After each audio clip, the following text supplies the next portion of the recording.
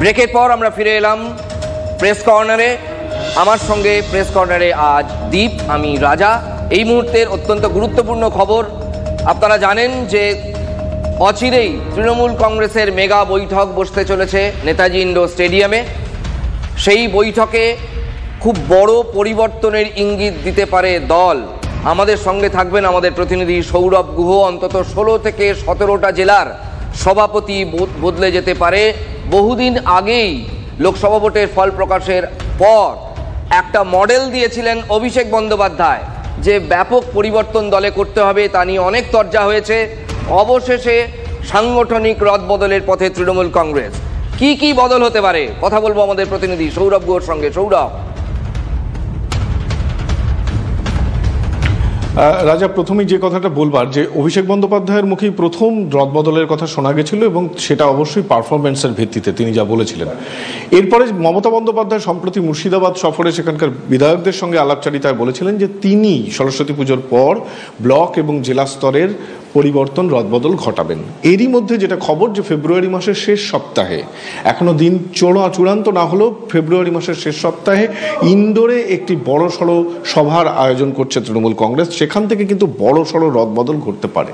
সূত্রের যে খবর পাওয়া যাচ্ছে, প্রায় 15 থেকে 16টি জেলার সভাপতি বদল হতে পারে। সাংগঠনিক জেলার 15 থেকে 16টি সাংগঠনিক জেলার সভাপতি বদল হতে পারে। এবং একই সঙ্গে যেমন আমরা জাতীয় কর্মসমিতির বৈঠকে ওল্ড ব্রিগেডের একটা দাপট দেখেছি, সেই ওল্ড ব্রিগেডের ওপর কিন্তু আস্থা রাখতে পারেন মমতা বন্দ্যোপাধ্যায়। সেই জায়গা থেকে তৃণমূল কংগ্রেসের চিরাচরিত যে প্রথা ছিল যে অবজারভার, অনেকের মনেই প্রশ্ন, তাহলে কি অবজারভার রীতি ফিরে আসবে? অনেকেই বলছেন যে এই মুহূর্তে তৃণমূল কংগ্রেসের যে শীর্ষ নেতৃত্ব রয়েছে তাদের অনেককে জেলার দায়িত্ব দেওয়া হতে পারে, আগে যেমন দেওয়া হয়েছিল। মাঝখানে অবজারভার পদ অবলুপ্তি ঘটে, সেটা ফিরে আসতে পারে বলে জোর চর্চা। ধরা যাক জ্যোতিপ্রিয় মল্লিক, তিনি ফিরে এসেছেন, এই মুহূর্তে জেলবন্দি ছিলেন।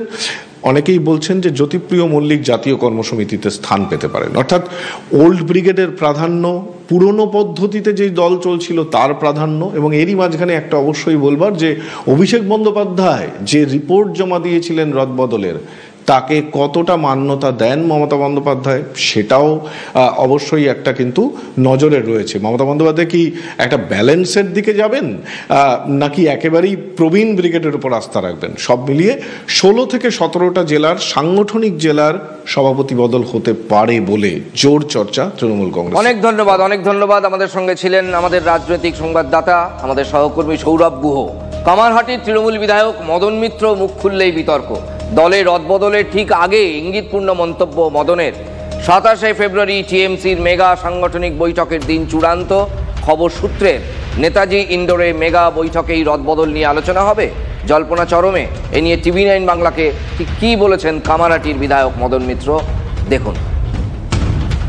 চাইব যে একটা সুন্দর করে পুনর্গঠন হোক, যোগ্যরা তাতে জায়গা পাক, এবং একটা মানে ময়লা ছাড়া একটা ধবধবে সাদা পরিষ্কার তৃণমূল কংগ্রেস হোক, যার নেত্রীর নাম মমতা বন্দ্যোপাধ্যায়, যাতে সবাই মাথা তুলে বলতে পারে। মানে এখন কি ময়লা রয়েছে তৃণমূলে? না, ময়লা রাস্তায় আছে। 22 ক্যারেটে গয়না হয়, 24 ক্যারেটে হয় না, খাদ মেশাতে হয়।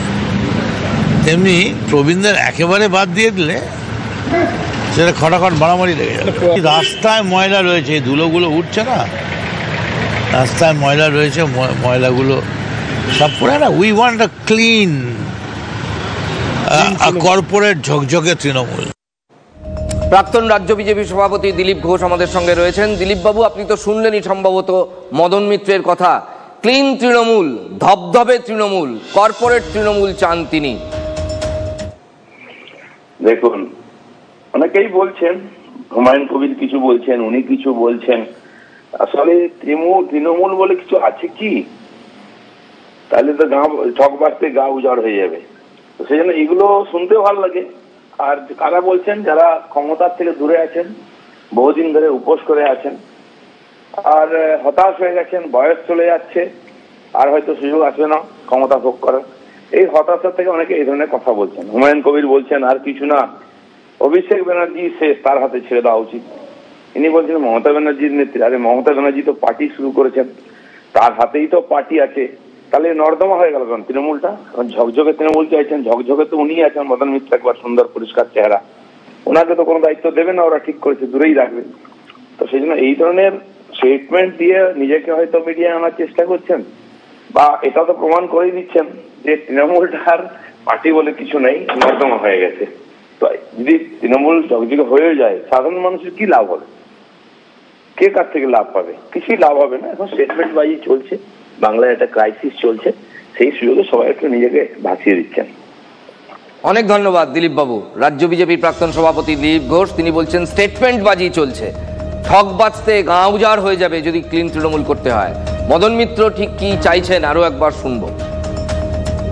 চাইবো যে একটা সুন্দর করে পুনর্গঠন হোক, যোগ্যরা তাতে জায়গা পাক, এবং একটা মানে ময়লা ছাড়া একটা ধবধবে সাদা পরিষ্কার তৃণমূল কংগ্রেস হোক, যার নেত্রীর নাম মমতা বন্দ্যোপাধ্যায়, যাতে সবাই মাথা তুলে বলতে পারে। মানে এখন কি ময়লা রয়েছে তৃণমূলে? না, ময়লা রাস্তায় আছে। 22 ক্যারেটে গয়না হয়, 24 ক্যারেটে হয় না, খাদ মেশাতে হয়। তেমনি প্রবীণদের একেবারে বাদ দিয়ে দিলে সেটা খটাখট মারামারি লেগে যাবে। রাস্তায় ময়লা রয়েছে, এই ধুলোগুলো উঠছে না, রাস্তায় ময়লা রয়েছে, ময়লাগুলো সব পরে না। We want a clean corporate ঝকঝকে তৃণমূল। কংগ্রেসের ব্যর্থতাতেই